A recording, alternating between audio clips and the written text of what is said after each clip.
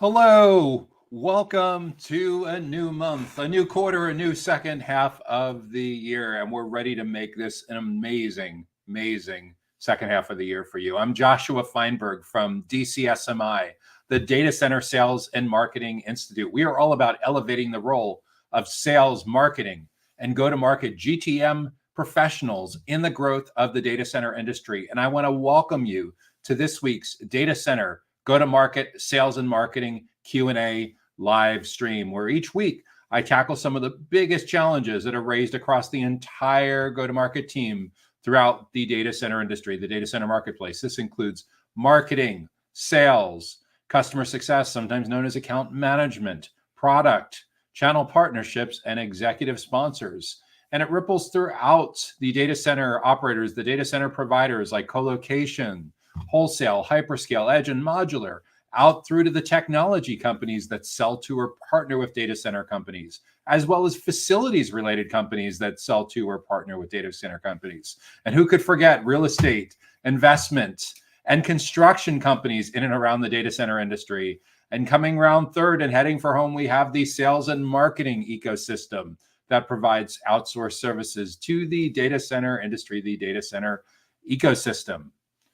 If you want to make sure that you stay on top of all of the new resources and events that we're producing here at DCSMI, make sure that you subscribe to our weekly data center sales and marketing newsletter directly on the DCSMI website. You can just go to our homepage at www.dcsmi.com.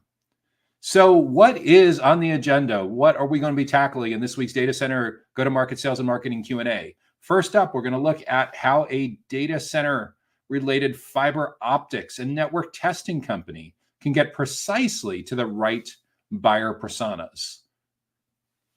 After that, we'll turn our attention to how a data center design, support, and pre-construction services firm can get in front of designers.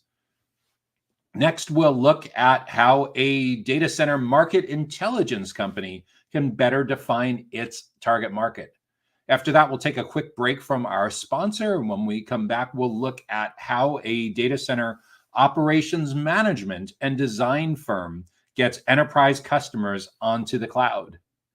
After that, we'll talk about how to grow revenue for designing, building, optimizing, and maintaining data centers. And as we head down the home stretch for this week's Data Center Go-to-Market Sales and Marketing Q&A show, we will talk about how a data center services company can enter new markets. So first up this week, let's start with how can a fiber optics and network testing company get precisely to the right buyer persona? Awesome question. Let's start by dispelling the myth that there actually is a right and a wrong buyer persona. Because what's right for your company, what's the correct buyer persona for your company, may be completely wrong for a direct competitor, indirect competitor, a non-business model competitor of your company. So right, R-I-G-H-T, is really all relative. But we want to get the correct buyer persona for your company. So with that in mind, we need to get product market fit right. Just to make sure we're on the same page, a buyer persona is a semi-fictional representation of an ideal stakeholder that your company sells and services to based on actual research and some select educated speculation. And when you do this right, and buyer personas, by the way, are people, not companies. When you do this right, it tells you exactly what the most important goals are and the biggest challenges and struggles are, and where that kind of person hangs out online and offline. When you get the consensus on that, it becomes so much easier for you to figure out a strategy, a content strategy for being a subject matter expert, a teacher, a consultant, a trusted advisor, thought leader. It becomes so much easier to use that as the directional growth engine to help a company like yours in fiber optics and network testing get precisely to the right buyer personas. When we do this enough times that we start to get confident that we've discovered the difference between right and wrong, correct and incorrect buyer personas, we arrive at a state known as product market fit, or PMF. Product market fit is the degree to which you know exactly who the right people are, the right personas, and what products and services they purchase from your company, and the price points at which they purchase those at, and how often they purchase for, or for any kind of recurring based company, the duration of the term that they purchase for. And along once you figure that out, you'll also likely have a really good handle on your unit economics. So you'll understand things like lifetime value, cost of acquisition, margins, sales cycle length, a host payback period, a host of related metrics that are exceptionally important to your CFO and your board when it comes to scaling growth. And the next step beyond product market fit is getting to GTMF, go to market fit. Go to market fit means that when you present a persuasive case to your finance, to your CFO, and to your board for how you can pour jet fuel into your growth engine, that you know with a high degree of confidence that what you have is replicatable. So if your company knows the right buyer personas and you've achieved product market fit and go to market fit, then it's really a matter of understanding on a relative basis which buyer persona is most important to your company, which is your primary buyer persona, which drives the greatest economic value, what's the most strategically important to your growth plans. That would be your primary buyer persona. And it's also exceptionally likely that in any kind of considered sales process where there's a defined sales cycle and there's a lot of education and trust building that needs to happen along the way, there's a really good chance that you're going to encounter a secondary buyer persona. That's a different kind of person that has different goals and different challenges and may go to different conferences and hang out different places, online and offline, different certifications, different job titles. So you have your primary and your secondary buyer persona. The secondary buyer persona would be the second most important kind of stakeholder that you need to build relationships with in your fiber optics and network testing company. And you may have a tertiary buyer persona. That's your third most important if we're ranking these. And if you're a parent or a grandparent, you've always heard the rule of thumb that you're never supposed to pick your favorite child. Well, when it comes to buyer personas and having limited resources and only so many hours and cycles and things like that to deploy at growth, we actually do need to pick our most important, our favorite buyer persona. And we'll do all of our segmentation, how we segment our website pages, how we segment our website navigation, the kind of education premium content offers that we develop throughout the full buyer's journey, the drop-down lists that go on our forms, the filters, the lists, the automations, everything that we have in our CRM is going to be heavily dependent on how you define the different kinds of roles that you need to build, the different kinds of functions, the different kind of buyer personas that you need to build the relationship with. So once you have this in mind for mid-market enterprise, even small and medium-sized businesses, you may have direct customers and you may have indirect customers. Indirect customers would likely come into play if you have a channel partnership go-to-market strategy. If you have someone in your company that works on channel partnerships with other kinds of companies. For a fiber optics and network testing company, maybe you're partnering with telecommunications companies, maybe you're partnering with managed service providers, maybe you're partnering with data center commissioning companies. There's a host of different kinds of partners you could potentially have, but what's different about those partners is you're not selling to them, you're selling through them. So they're bringing their clients with them. And in return, typically they're getting compensation on closed sales, as well as the opportunity to earn additional product or service revenue by selling add-on related products and services to what they bring to you. So those are some considerations when it comes to getting to precisely to the right buyer persona.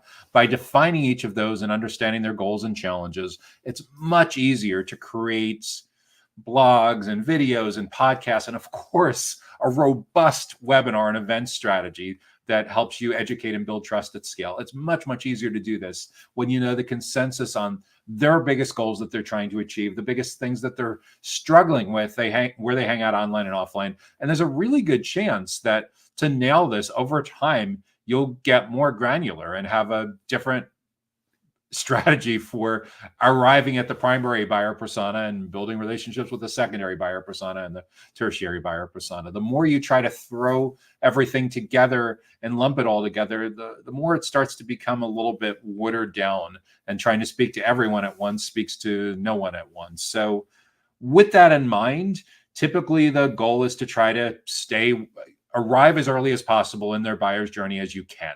Get there very, very early on in awareness. And this is a big deal because Gartner now found that 83% of a typical journey is over before sales contact, before vendor contact. That means your primary, your secondary buyer persona, your tertiary buyer persona, all the people that you care most about for building your fiber optics and network testing company are spending a ton of time on their own, learning, researching, comparing options, and evaluating pricing before you ever get to meet them, before they're ever interested in having a conversation with you. The only way that we're able to show up and get invited in and earn a virtual seat at the table is to now show up as a consultant, as a teacher, as a trusted advisor, as a subject matter expert, as a thought leader. If you can do that correctly, you will differentiate yourself and for sure earn yourself a place on the short list. If you don't do it and you're completely invisible in that first 83% of the journey and somehow you're still found at the end, the only thing that's going to convince them is cheaper, like the race to the bottom. It's not a place that we want to be. So we want to make sure that you're able to get in there as early as possible and make sure that you help them not only answering the biggest goals and challenges that are top of mind, but anticipating what they're going to want to learn next. A typical journey now has around 28 touch points that need to happen in between complete stranger and purchase decision throughout that full buyer's journey, awareness, consideration, and decision. So your goal needs to be, if you want to totally crush it with your fiber optics and network testing company, your goal should be to earn a place in as many of those 28 touch points as possible so that you completely neutralize the competitive options that would potentially be in front of you.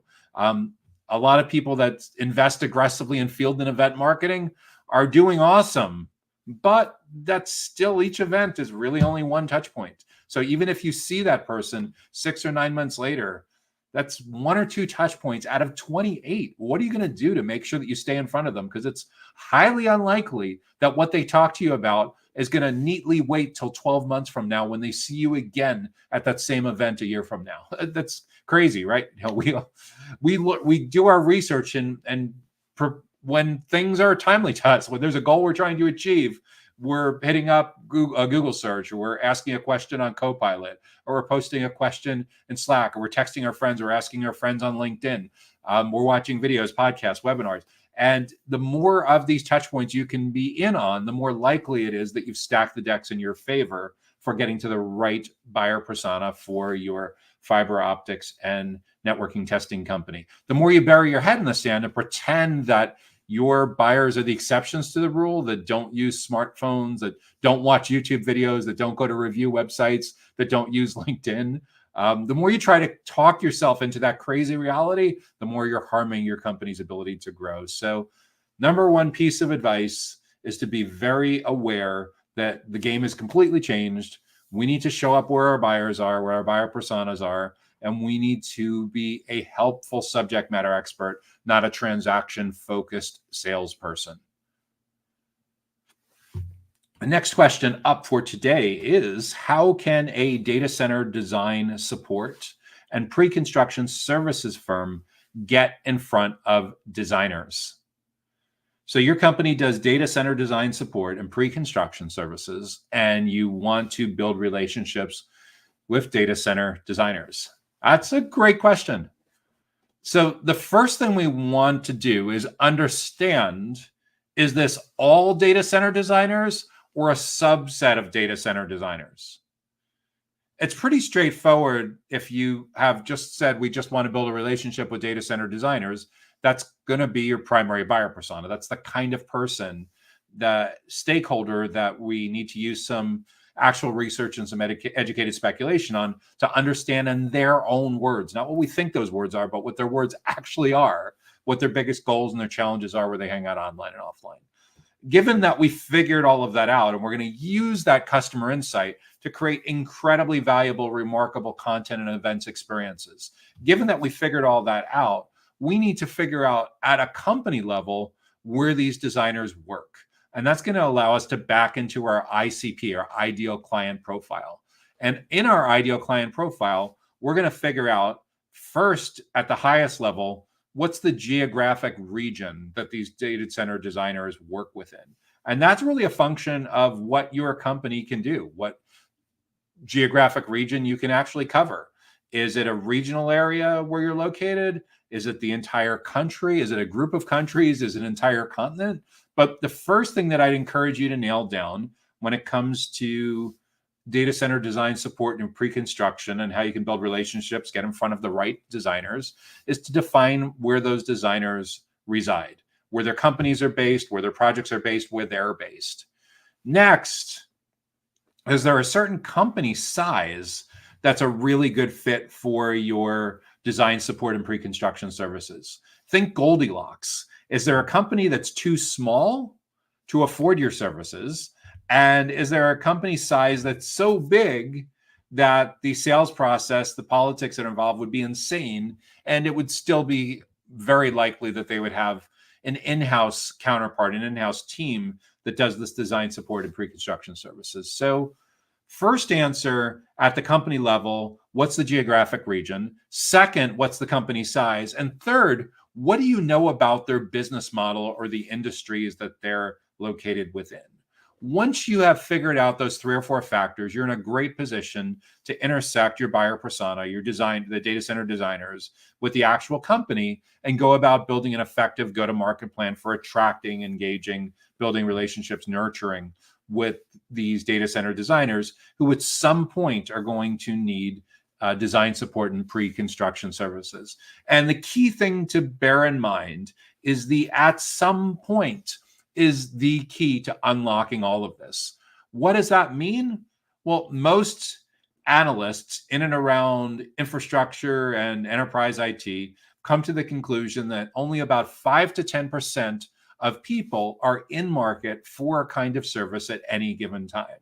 That means you could have the perfect list of 100 or 200 or 500 designers who are going to need design related services and design support and pre-construction at some point in the future, but only 5 to 10% of them are ready to talk to you about that today. What do you do with the rest? Well, we lean into the fact that if we ignore them, they're hanging out with other people. They're hanging out with other companies. They're learning, they're researching, they're comparing options, they're evaluating pricing throughout their full buyer's journey and awareness when they know they have a goal or a challenge that they're trying to figure out around data center design support and pre-construction. When they move on to the consideration stage, when they're starting to give this kind of pre-construction services, the design support that they need, they've given those concrete names and they're starting to evaluate the different potential categories, the different kinds of companies that they can engage with. And by making sure that we've earned our way in as early as possible, so we get that virtual seat at the table, so they see us as a subject matter expert, as a trusted advisor, as a thought leader, as a teacher, as a consultant, and not just another vendor. That becomes incredibly important to earning our way onto their shortlist. So when they jump from consideration to decision and they're ready to talk to a company, we've nearly guaranteed that we are going to be on that shortlist. And in some edge cases with unusual situations, if we've done an exceptionally good job at educating and building trust with them throughout the awareness and consideration in the early part of those first 28 touch points between stranger and purchase, if we've completely crushed it there, we can sometimes even completely knock out all of the competitive options by the time they hit the decision stage. On huge projects, it's a little more far-fetched, but on smaller projects, on things that your company is exceptionally well suited to do, again, the key thing is no one wants to talk to sales early on anymore. So your sales professionals, especially the ones that have been doing this a while, need a radical makeover. They need to show up as consultants, as subject matter experts, as teachers and trusted advisors, and not someone that's just focused on the transaction. And the better job they can do with being the ones that are doing all of the educating, all of the advising, walking through how other companies have navigated the need for design support and pre-construction services, walking through how other people, other designers just like these folks have gone through these issues. The better job you can do with that, the better job you're going to do of achieving your goals of growing your data center design support and pre-construction services firm.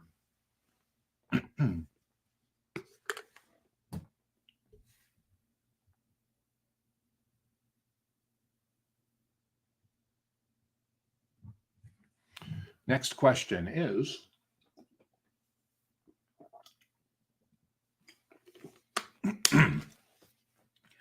how can a data center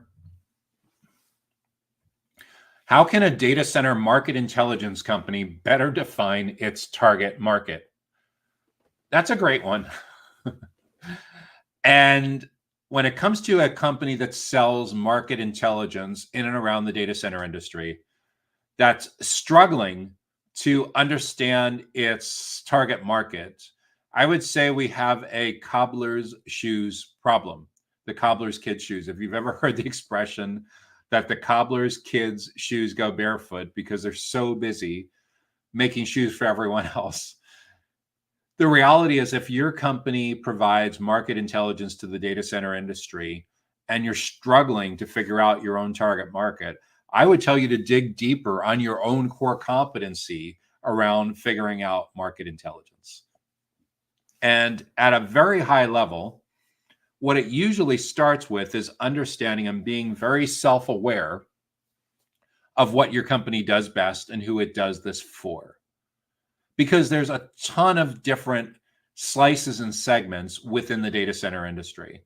Like, for example, there's 5 different kinds of operators or providers at the highest level of digital infrastructure. This would be like co-location, wholesale data centers, hyperscalers, edge providers, modular providers. And then after you get past those operators and providers, then you have technology related companies. There's a couple dozen of those. Facilities related companies, there's a couple dozen categories of those. You have real estate and investment related companies, you have construction related companies, and then we have the category that your company resides within that provides market intelligence. We have outsourced sales and marketing related companies that operate in and around the data center industry. So when it comes to your target market, you need to figure out why your company exists. What's the job to be done that you're looking to do? The job to be done is a framework that was popularized by the late Clayton Christensen, who was a professor at Harvard Business School, to define what it is that your company actually does. What is the job that clients hire your company to do for them? And when they do that, by extension, they're making a decision to fire the other alternatives that are in front of them. So once you truly understand that, it helps to get you to the point where you start to see some pattern recognition when you look at your reviews, your testimonials, and your case studies. You see certain things in common that each of those have. And from there, you can back into creating your ideal client profile at the company level. And then you can figure out within those kinds of companies who are the most important stakeholders that you need to be building relationships with. You're the buyer personas, and then prioritize which is the primary buyer persona, which is a secondary buyer persona. There may even be a tertiary buyer persona. So when it comes to better defining your target market, first understand which parts of the data center industry that you're going to sell to and service. And a lot of that will depend on your internal capabilities. You're selling to operators, technology companies, facilities companies, real estate investors, construction companies, or other sales and marketing companies. You can do all of the above, but you may not be able to be exceptionally well skilled at all of the above. So that's kind of at the ecosystem level. And then there's certainly a geographic component to it. Is your company truly able to do global market intelligence, or does it make sense to establish a beachhead in your main country or main region, main continent first before you consider expanding? So you have like a geographic component, you have a business model component, and there's likely a size component. Because when it comes to market intelligence, when it's actually sold, as opposed to people looking for their own market intelligence, it's a Goldilocks thing. There will for sure be companies that are too small to afford your services.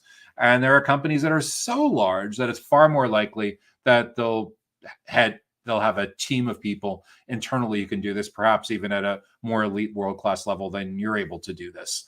But again, defining like what's the band of in terms of employees or in terms of revenue that's just right. That's the right size. That's not too small, but not too big. When you define those, you'll better define your target market. And with all of this, keep in mind that people are making all related decisions having to do with market intelligence and outsourced sales marketing, anything and everything having to do with the data center very differently today than they did as recently as 10 years ago.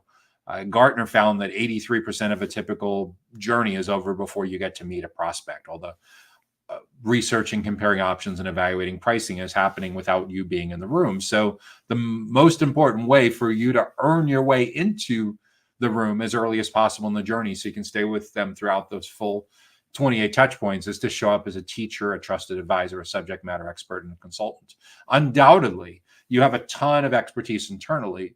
The battle that most companies like yours will go through is deciding what should be paid and what you can afford to sample and excerpt and give away for free. I can't make that decision for you, but I can tell you for sure that if you want to earn your way in as early as possible in the journey, there will almost certainly need to be some sampling and some excerpting that happens from your market intelligence, so that you can show up as early as possible as the teacher, as the subject matter expert, as a trusted advisor, as opposed to being locked out of 83% of the buyer's journey. So those are some considerations that I would think about for a data center market intelligence company that wants to better define its target market.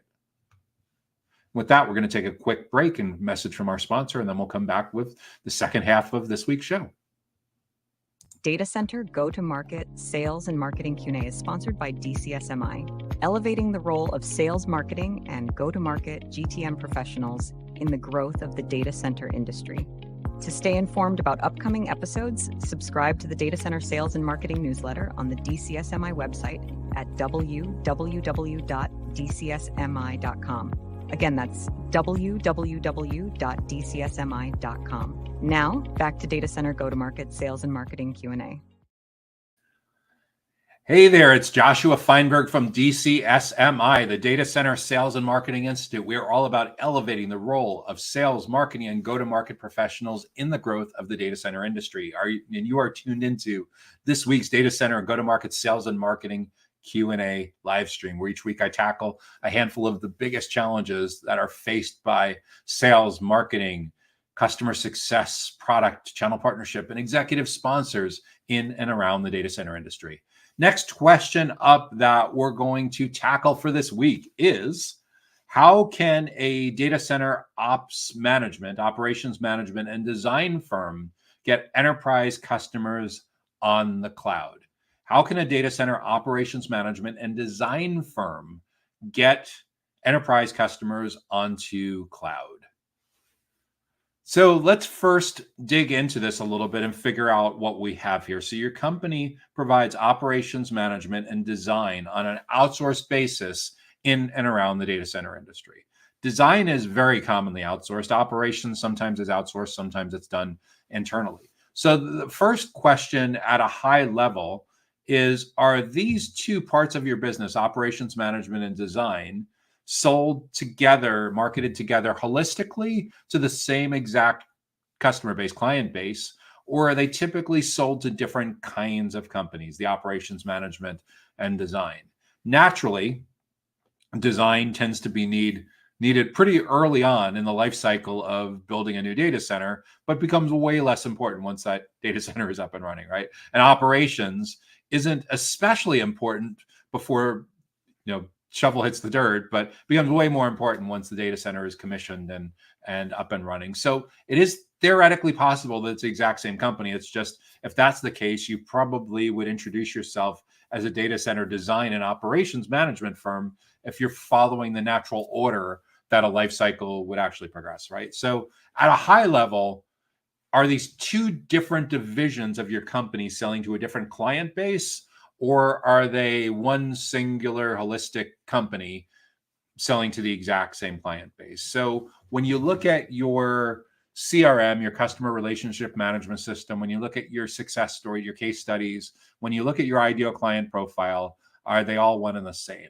To keep it simple, let's go with the idea here that they are all one and the same, that there's a single ideal client profile. There's a single set of buyer personas that we need to engage with at getting these enterprise customers to the cloud. So what's also really important to unpack there is enterprise customers typically infers that you're not selling to outsourced data center operators. So co-location providers are not part of your ideal client profile.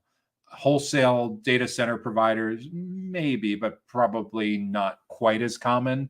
Hyperscalers, sure, they need operations and design, but they're probably not outsourcing very much of that.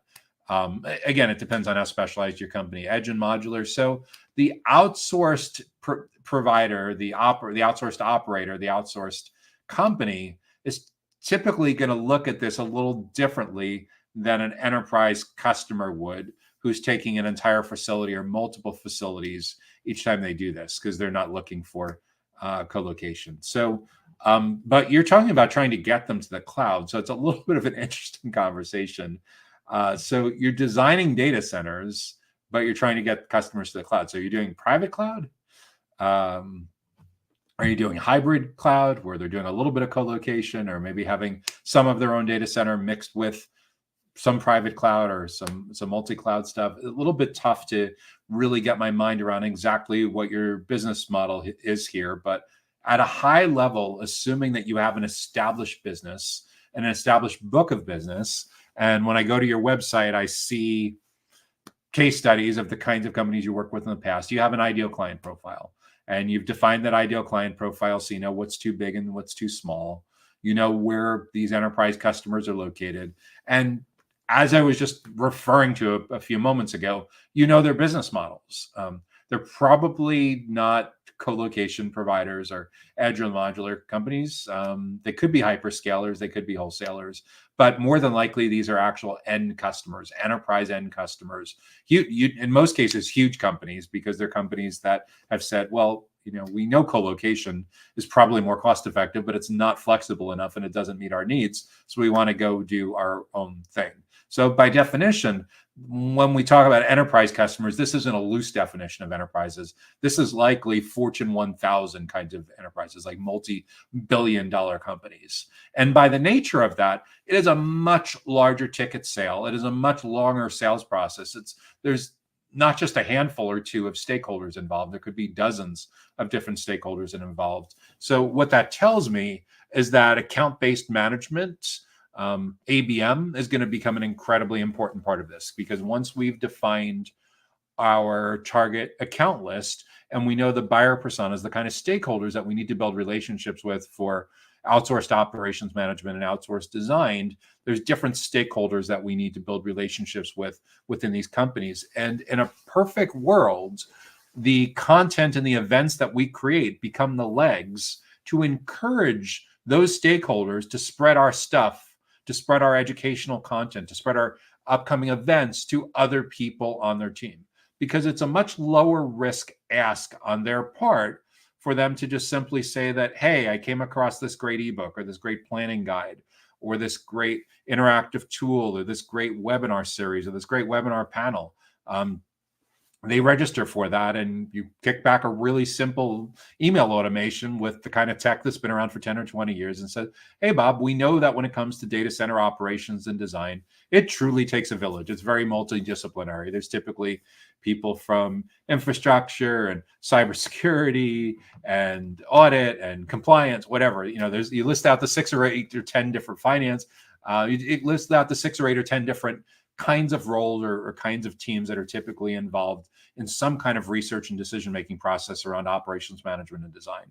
So with that in mind, Bob, is there anyone else on your team that ought to also be reading this guide or that should also attend our upcoming webinar? If so, simply hit the forward button and a line or two about why it's important to them and encourage them, because teams that learn together grow together. So you'd be shocked at how that simple low-tech thing of attracting someone in from the right company gets them to spread the word among their peers, their boss, their diagonals, their counterparts in other departments who they think could also benefit. And all of a sudden you're looking down at your CRM or your MarTech system and you're like, wow, we've an upcoming webinar and so far 73 people are registered. And I saw a clump of 6-7 people from the exact same company, the exact same domain, that registered within a few minutes of each other. That's awesome, because now I know that they're talking about us. And when they're talking about us, that means when they have their meetings and they're thinking about and they're brainstorming about and they're planning about what they're going to do with operations management and design, there's an exceptionally good chance that our company is top of mind. And they may even be using our frameworks and our methodologies that we're introducing in our thought leadership content and in our webinars into their whole framework. So by the time you get there, the know, like, and trust is exceptionally far along. It's accelerated. And you've made sure that your content and your educational events has earned your virtual seat on their side of the table throughout awareness and consideration. So when they're ready for decision, when it comes to talking about outsourcing ops management, when it comes to outsourcing design, you are very, very far embedded into that company. And you've already done a lot of the heavy lifting with earning and building trust with that potential enterprise customer. When it comes to cloud, that's just simply a decision that you'll need to make in your content and event strategy by the nature of what they care about, what each buyer persona cares about, their biggest goals and challenges at the intersection of what you want to do with cloud. So yeah, naturally, you'll be creating some downloadable content and webinars and podcasts and videos and other kinds of tools and that educate and build trust at scale around what it is that you want to do with those customers at cloud. But you need to understand that cloud is probably what they're going to come to the conclusion that they're thinking, or what you're doing within the cloud may be fairly far along in the journey, and that there's significant early indicators, leading indicators, that they're on the path for an enterprise customer like that needing something cloud related. Again, 28 decision points, that 28 touch points that happen between complete stranger and purchase decision. Our goal is to understand what we need to do to have a role, to have a presence in as many of those 28 touch points as possible for successfully building awareness around our data center operations management and design firm for getting enterprise customers onto the cloud. Next question up is,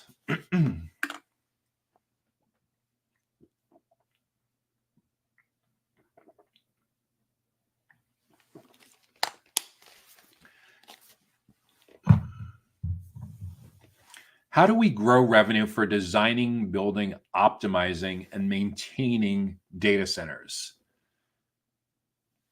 So we're looking to grow our revenue for designing, building, optimizing, and maintaining data centers.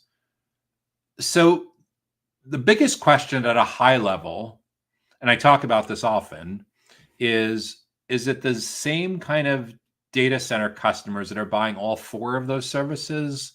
Or do some of those data center customers buy some of those services and not all of them? Why is that important? Because you'll essentially need a different go-to-market strategy if you're marketing those four services together, as opposed to marketing them a la carte or in different bundles or combinations. What do we have? Like 4 different services, or could there be 2 to the 4 or 16 different permutations and combinations, which would be kind of insane to do. But again, a lot of it depends on, are we going to allow them to cherry pick us, or are we going to only work with companies where they want us involved in the full life cycle for designing and building and then optimizing and maintaining? Or maybe you do designing and building and you offer optimizing and maintaining, and maybe those are 2 different. Maybe you bucket designing and building together and maintaining and optimizing together. So maybe you have 3 different go-to-markets. You have a life cycle, you have a go-to-market for the full life cycle of 4 services, and then maybe a go-to-market for the 2 earlier kinds of services and a go-to-market for the 2 later kind of services. Again, I can't answer all of this without understanding what's going on in your business model, your target audience, how well capitalized you are to go after this. But let's just make it really simple. And you've figured out the perfect kinds of customers, the perfect mix of services, where someone that buys design and build is highly likely to stay with you forever for optimization and maintenance services. And you've managed over the years to build up some impressive case studies. You've baked this into an ideal client profile, so you know exactly where these companies are located in terms of your region or your country or your continent, wherever the geographic market that you're able to cost effectively and well serve. You know the company sizes that are a really good fit for you, what's too small and what's too big. And you know their business models, what industries that they operate in. And within that definition of your ideal client profile. You've also figured out the most important kinds of stakeholders that you need to build relationships with to advance your design, builds, operations, optimization, and maintenance services. And you'll likely have a primary buyer persona, the most important kind of person that you need to build a relationship with. Then you could have a second most important kind of person, a secondary buyer persona. Maybe there's even a tertiary buyer persona, a third most kind of person that you need to build relationships. In some cases within the data centers, within a data center business that's doing design, build, optimization, and maintenance, maybe one of those kinds of buyer personas is a channel partner. Maybe the other two are direct end customers. But either way, if we want to really be able to add value to those personas, to their companies at a very high level throughout the journey, we need to get really strong consensus on their biggest goals and their biggest challenges, what's really important to them to get done for their job, for them to be successful in their career, for their team to be successful, for their company to be successful, maybe for their clients to be successful. And then what are they struggling with? What are their biggest challenges? What's stressing them out to no end? What is causing them to miss time away from their friends, family, and loved ones? What's messing up their ability to take a peaceful vacation, to recharge the batteries? Once you know consensus on this, it becomes way easier to develop a strategy that allows you to show up as early as possible in the journey and be seen as a subject matter expert, as a teacher, as a trusted advisor, as a consultant, maybe even rising to the level of a thought leader. And that's exceptionally important because in today's buyer's journey, typically 83% of all of this is happening before vendor contact, before a prospect is willing to meet with someone from your sales team. So the repositioning that needs to happen for a company like yours that does design, build, optimization, and maintenance, the repositioning that needs to happen is especially your veteran, senior, highly experienced sales team members need a makeover. They need a makeover so that they show up now early on as the consultant, as the teacher, as the trusted advisor. And even some of the more junior members on their team, what they essentially become is the best tour guide or concierge on the planet at helping prospects navigate the great educational content resources and events experiences that you're deciding to create, because it's exceptionally important for you to grow these relationships throughout the full life cycle, the full journey. So by the time someone is ready for contact with your sales team, you've already educated and built trust with not just that person, but the full committee, all of their colleagues, their boss, all the diagonal people and adjacent people within their company. And how does that happen? Well, create great content, create events experiences, and it becomes a very natural ask for the people that are registering, converting, to invite their colleagues to come along and participate and learn from this stuff as well. It's so much lower risk on their part because they're just passing on this great resource. They're not specifically recommending your company yet, but it's incredibly important to indoctrinate that person and indoctrinate their colleagues about your way of approaching design, build, optimization, and maintenance. So by the time they show up at your doorstep, you've already done a ton of the heavy lifting and stacked the decks in your favor.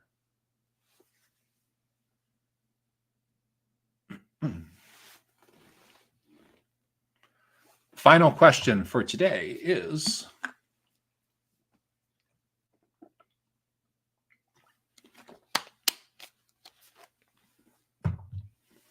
how can a data center services company enter new markets? How does a data center services company enter new markets? It's a terrific question. And it's one that I actually get quite often. Where I get that very, very often is being US based. I get a ton of companies, especially from Europe and Asia, that have had some success or a lot of success in their region, and they're looking to enter the US market. But I've also worked with quite a few US based companies that want advice on entering the European market. Or I've worked with companies that are in one particular country and they want to expand to other countries and expand to other markets. So there's a couple of different things that happen at a very high level. Usually, first and foremost is, do your services, your data center services, are they conducive to delivering in multiple geographic markets? And the definition of what a market is, it actually could be a lot easier to expand, or it could be a lot harder to expand, depending on the nature of what that new market entry is. Like, for example, let's say that you're a data center cleaning company. That would be a facilities services company. Or maybe you provide some kind of managed services to data centers, obviously, two relatively different kinds of business models. And let's say you're located in Northern Virginia, one of the biggest data center markets on the planet. And historically, your company's 5 or 10 years old, and you're like, you know what? We've done really, really well. I sense there's an enormous opportunity with all the investment that's coming into the data center industry in the coming years, having to do with updating and repurposing and rebuilding all of the infrastructure to support artificial intelligence and high performance computing. So it's time for us to go national. And we want to first get a presence in the other 4 major data center markets. So we have our beachhead that we've had for 5 or 10 years in Loudoun County in Northern Virginia. But we also want to get a presence in Dallas, in Chicago, in Northern California, New York. Like, we want to have, it's super, super important that we have a presence in these primary markets. And then we may even go into secondary markets. We may have our eyes on like Phoenix, LA, Salt Lake City, Portland. It could be tertiary markets. And it's obviously, everyone has a slightly different definition of what secondary versus tertiary is. But that would be a different kind of entering of new markets. Why? Because the regulatory environment can be a little bit different across state lines, but the cultural issues, the staffing issues, the travel issues are far easier than a US-based company that says, oh, okay, all of a sudden we want to start with getting an international beachhead in Dublin or London or something like that, or a company that's in London that wants to be able to sell throughout the European Union or throughout APAC or throughout Africa or something like that. So the nature of your new entry and how radical of a change it's going to be definitely dictates how aggressive your plans are on the services side, from someone wearing the hat of the product manager, and accordingly, how radically different your go-to-market needs to be in that place.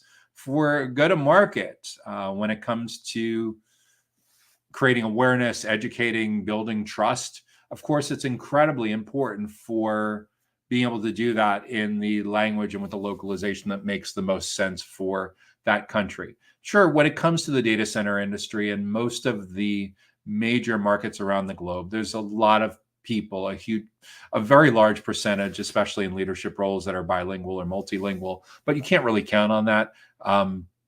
If you really want to resonate, if you really want to build deep roots in that community, and there's language barrier issues, you'll almost for certain need to find some local talent to help with the business development capabilities of entering new markets. But first, you really need to define what these new markets are and how big of a change it's going to be. Are you going to provide the exact same services? Do you need some localization and translation? Are you hiring local reps, local distributors, local what have you, feet on the ground from both a sales and a services capability? I've seen quite a few companies that tackle this with channel partners in those specific regions. And in some cases, they recruit a number of channel partners to cover a specific region. In some cases, they agree to give a specific kind of distributor or manufacturer's rep or reseller or integrator or something like that, an exclusive on a certain region in return for certain kinds of commitments on their part. There's a lot of different ways to play this.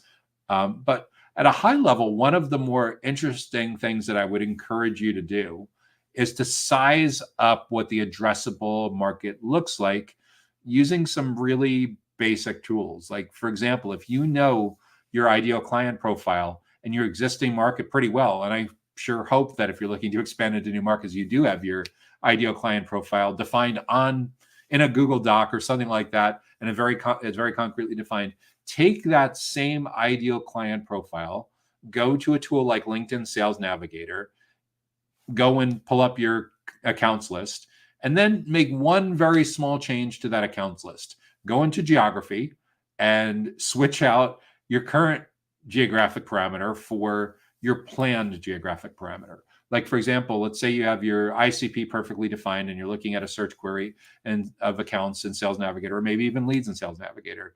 Just take out and say you're United States based and you want to do this in Latin America, South America. So just switch that out and maybe do it a couple countries at a time. Maybe you want to start with Colombia and Brazil or something like that. So you put in those 2 countries and see what you get. This will help you start to figure out what is actually there. And you can click through on some of their company pages. You can click through on some of their profiles and look at how they describe themselves. What are some of the 3, 4, 5 most recent posts that they've shared on their individual profiles and on their company pages? This will give you a feel for how similar those kinds of companies and individuals are, or how different they are relative to what you're used to in your primary market. From there, you could potentially use those profiles to do some rough buyer persona research. You look at 10 or 20 different people and you see how they describe themselves and the kind of content they share, and you back into like what their biggest goals are, what their biggest challenges are, where they hang out online and offline, what certifications and titles define. When you start to get consensus on that, you'll start to get a feel for how similar or how different they might be from purely the standpoint of trying to build awareness and consideration among those kinds of companies. The more challenging part is the kinds of services and the price points that they purchase, because you hopefully have product market fit and go to market fit in your main market. Go to product market fit is the degree to which you know exactly who your ideal clients are, the services that they buy from your company, the price points at which they buy those from you at, and how often they buy, or the durations of recurring subscription kind of arrangements that they have with your company, and of course the unit economics that go along with that.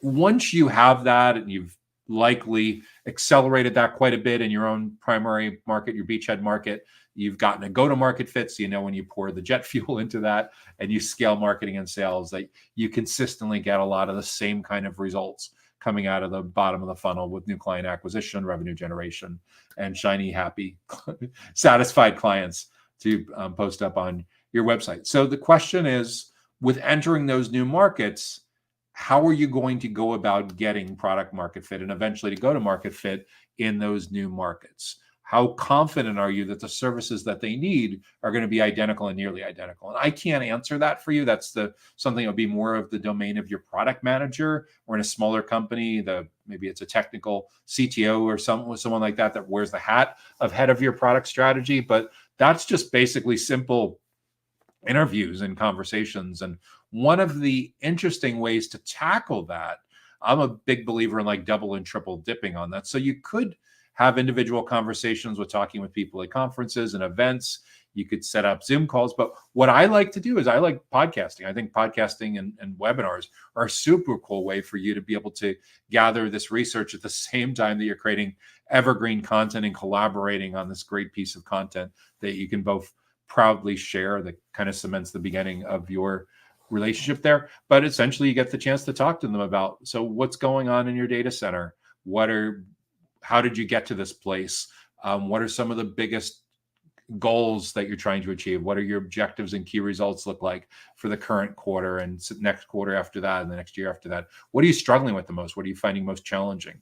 How are you addressing those challenges? What kinds of companies have you worked with in the past to help you at different parts of your data center? And again, you could do this in a private conversation. You could do this through a podcast. You could do webinars where you're asking some polling questions around this. You could do LinkedIn polls. You could do polls on your YouTube channel. There's a lot of different ways to get at this research, but there's like the product manager kind of research that helps to define if the services that you provide in your primary market are going to be the same services that you're going to provide in this new market, or if they're going to be different. If they're going to be different, then you have some significant work that you need to figure out before you even start really trying to go to market in this space. So those are some of the basic considerations that I would be thinking about for a company like yours, a data center services company that is looking to enter new markets, is how similar the services are going to be, how similar the kinds of companies that you're working with in those new markets are going to be. And once you have some clarity on that, then yeah, you're in a great position to go build out, define your ideal client profile in that new market, define the buyer personas in those new markets,